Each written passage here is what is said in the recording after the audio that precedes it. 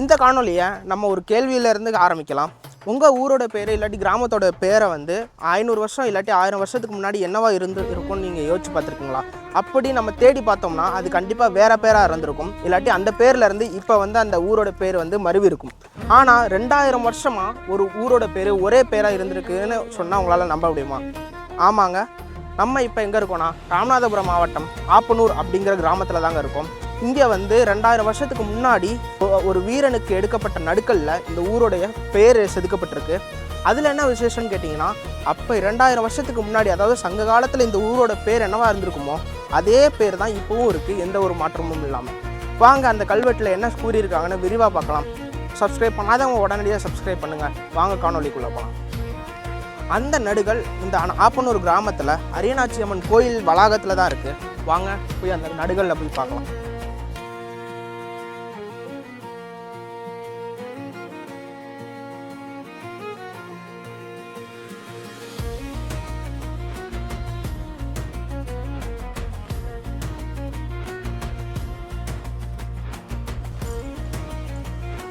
இதாங்க நம்ம தேடி வந்த அந்த ஒரு நடுகள்.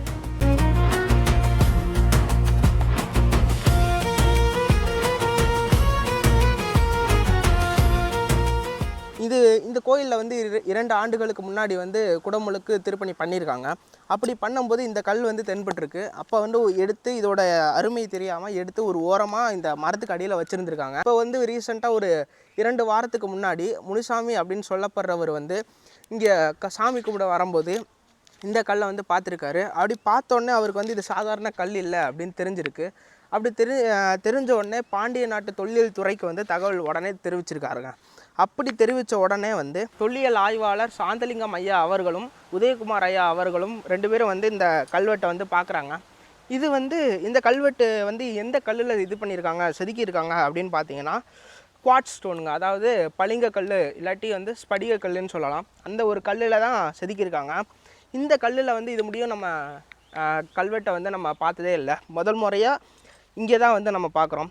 ஏன் இந்த கல்லில் வந்து ஏன் நிறைய பேர் செதுக்க மாட்டாங்க அப்படின்னு பார்த்தீங்கன்னா, இது வந்து ரொம்ப கடினமான கல். செதுக்கிறது ரொம்ப ரொம்ப கடினமான ஒரு வேலை. கூர்மையான ஒளியை வச்சு தான் நேர்த்தியாக செதுக்கியிருக்காங்க. சரி வாங்க இதில் இருக்க கல்வெட்டை வந்து நம்ம படி எடுத்து என்ன இருக்குன்னு நம்ம தெரிஞ்சுக்கலாம்.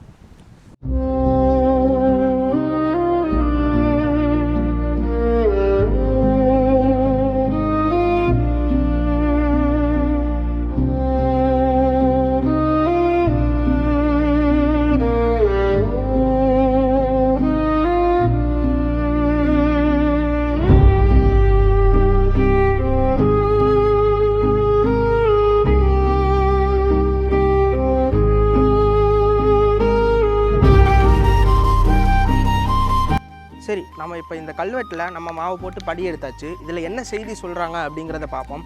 இந்த கல்வெட்டு மொத்தம் வந்து பார்த்திங்கன்னா 3 வரிங்க. இதில் முதல்ல வந்து பார்த்திங்கன்னா ஆப்பனூர்னு எழுதியிருக்காங்க. இப்போ இருக்கிற பேர் தான் 2000 வருஷத்துக்கு முன்னாடியும் இந்த ஊருக்கு அதே பேர் தான் இருந்திருக்கு. இங்கே பார்த்திங்கன்னா ஆப்பனூர் அப்படின்னு இருக்கு.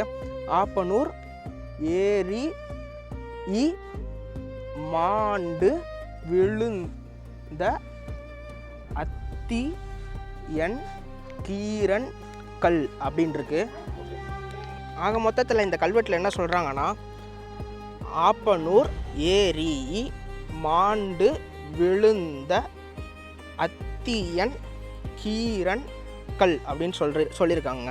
இதோட அர்த்தம் என்னன்னா, ஆப்பனூரை சேர்ந்த இல்லாட்டி ஆப்பனூருக்கு எதிராக நடந்த போரில் வீர மரணம் அடைந்த அத்தியன் அப்படிங்கிறவருடைய மகனான கீரன் அப்படிங்கிறவருக்கு நினைவாக வைக்கப்பட்ட கல் அப்படிங்கிறது தான் இதோட பொருள்.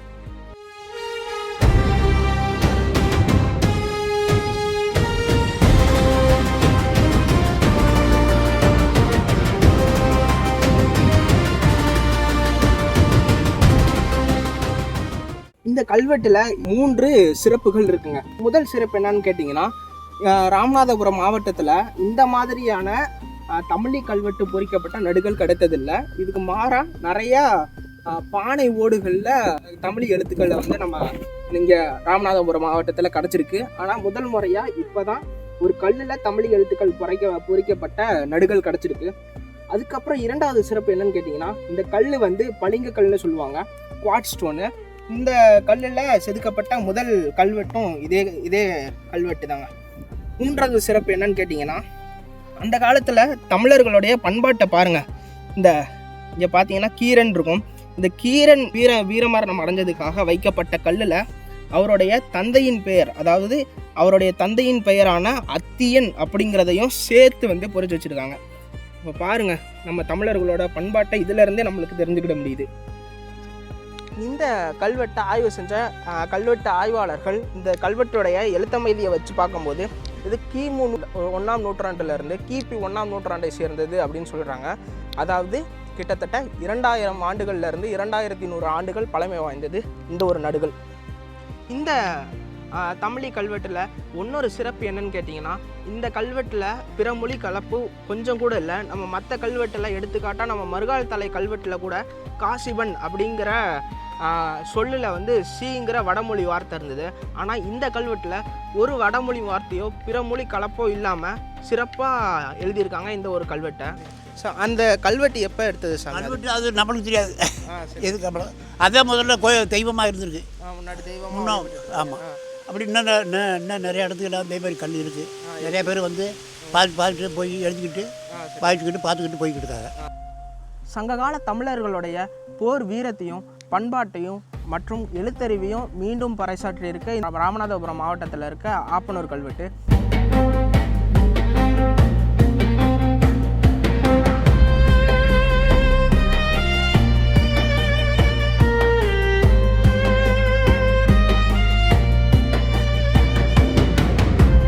காணொலி உங்களுக்கு பிடிச்சிருந்துச்சுன்னா லைக் பண்ணுங்கள், ஷேர் பண்ணுங்கள், மறக்காமல் சப்ஸ்கிரைப் பண்ணுங்கள். அடுத்த ஒரு பிரம்மாண்டமான காணொலியில் சந்திக்கும் வரை உங்களிடமிருந்து விடைபெறுவது உங்கள் ரோஹித் குமார்.